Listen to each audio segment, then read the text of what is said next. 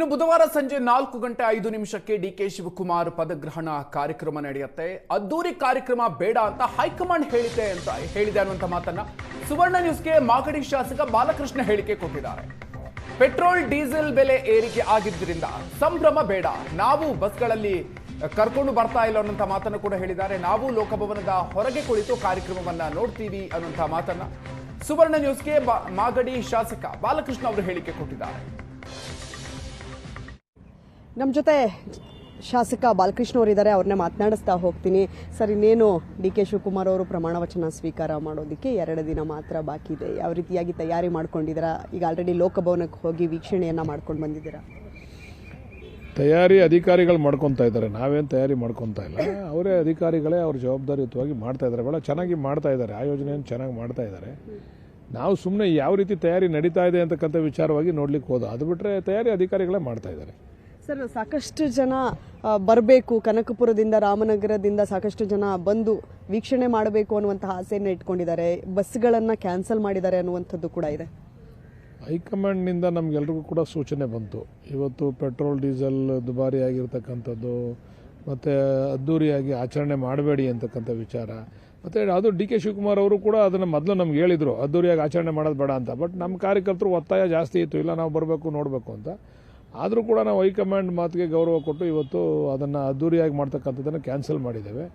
ಆದರೂ ನಮ್ಮ ಸ್ನೇಹಿತರುಗಳು ನಾವು ಕಾರಲ್ಲಿ ಬರ್ತೀವಿ, ನಮ್ಮ ಸ್ವಂತ ವೆಹಿಕಲ್ ಬರ್ತೀವಿ, ಬನ್ನಿ ಅಂತ ಹೇಳಿದ್ದೀವಿ. ಅವ್ರಿಗೆ ಸ್ವಂತ ವೆಹಿಕಲ್ ಬರಲಿಕ್ಕೆ ಏನು ತೊಂದರೆ ಇಲ್ಲ. ಆದರೆ ನಾವು ಯಾವುದು ಬಸ್ ಗೀಸ್ ಮಾಡಿ ಕರ್ಕೊಂಬರ್ತಕ್ಕಂಥ ವಿಚಾರ ಇಲ್ಲ. ಈಗ ಸರ್, ಎಷ್ಟು ಜನ ಸೇರಬಹುದು ಅಂತಿದೆ ಸರ್? ಈಗ ಆಲ್ರೆಡಿ ಪಾಸ್ಗಳನ್ನು ವಿತರಣೆ ಮಾಡೋದಕ್ಕೆ ಶುರು ಮಾಡಿರ್ತಾರೆ. ಎಷ್ಟು ಜನ ಒಳಭಾಗದಲ್ಲಿ ಸೇರಬಹುದು ಅಥವಾ ಹೊರಭಾಗದಲ್ಲಿ ಯಾರಿಗಾದರೂ ಏನಾದರೂ ವ್ಯವಸ್ಥೆ ಮಾಡಿದ್ದೀರಾ? ಒಳಭಾಗದಲ್ಲಿ 1,000 ಜನ ಸೇರ್ತಕ್ಕಂಥ ಒಂದು ಅವಕಾಶ ಇದೆ ಅಷ್ಟೇ. ಹೊರಗಡೆ ಸಾಕಷ್ಟು ಜನ ನಿಂತ್ಕೋಬೋದು. ನಾವು ಕೂಡ ಹೊರಗಡೆನೇ ಇರ್ತೀವಿ, ನಾವು ಒಳಗಡೆ ಹೋಗಲ್ಲ. ಯಾಕಂದರೆ ನಮ್ಮ ಕಾರ್ಯಕರ್ತರು ನಮ್ಮ ತಾಲೂಕುಗಳಿಂದ ಎಲ್ಲ ಕೂಡ ಇಲ್ಲಿ ಬರಬೇಕಾದ್ರೆ ನಾವು ಒಳಗಡೆ ಹೋಗಿ ಕೂತ್ಕೊಳ್ಳೋದು ಸರಿ ಇಲ್ಲ. ಹೊರಗಡೆ ಪರದೆಗಳನ್ನು, ಸ್ಕ್ರೀನ್ಗಳನ್ನ, LED ಸ್ಕ್ರೀನ್ಗಳನ್ನ ಹಾಕಿದ್ದಾರೆ, ನಾವು ಅಲ್ಲೇ ವೀಕ್ಷಣೆ ಮಾಡ್ತೀವಿ. ನಮ್ಮ ಕಾರ್ಯಕರ್ತರ ಜೊತೆ ಭಾಳ ಖುಷಿಯಿಂದ ಅಲ್ಲೇ ವೀಕ್ಷಣೆ ಮಾಡ್ತೀವಿ. ಸರ್, ಇನ್ನೊಂದು ಕಡೆ ಬಾಲಕೃಷ್ಣ ಅವರು ಸಚಿವರಾಗಬೇಕು ಅನ್ನುವಂಥದ್ದು ಕಳೆದ ಸಿದ್ದರಾಮಯ್ಯನವರ ಸಂಪುಟದಲ್ಲೂ ಕೂಡ ಕೇಳಿ ಬರ್ತಾ ಇತ್ತು, ಒತ್ತಾಯವನ್ನ ಮಾಡ್ತಾ ಇದ್ರಿ. ಈಗ ಡಿ ಕೆ ಶಿವಕುಮಾರ್ ಅವರು CM ಆಗಬೇಕು ಅಂತ ನೀವು ಒತ್ತಾಯ ಮಾಡಿದ್ರಿ. ಸೊ ನೀವು ಅವರ ಸಚಿವ ಸಂಪುಟದಲ್ಲಿ ಇರ್ತೀರಾ ಅನ್ನುವಂಥ ನಂಬಿಕೆ ಇದೆಯಾ?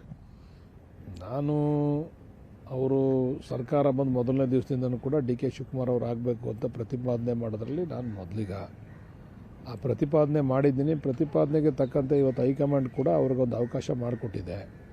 ಅದು ನಮ್ಮ ಒಂದು ಹಕ್ಕೊತ್ತಾಯ ಇತ್ತು ಅವಾಗ.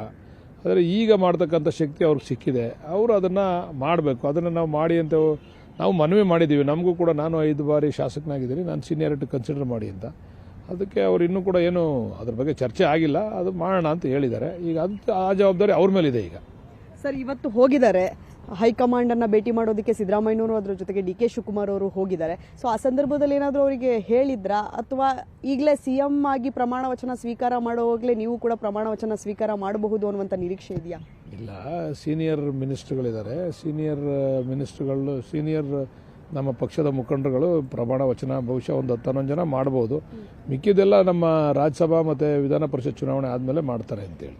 ಸೊ ಅವಾಗ ನಿಮ್ಗೆ ಅವಕಾಶ ಸಿಗುತ್ತೆ ಅನ್ನುವಂಥ ಪೂರ್ಣ ನಂಬಿಕೆ ಇದೆ.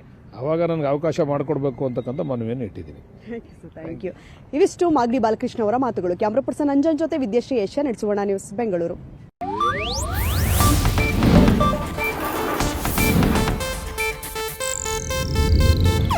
ಇದು ಏಷ್ಯಾನೆಟ್ ನ್ಯೂಸ್ ನೆಟ್ವರ್ಕ್ ಪ್ರಸ್ತುತಿ.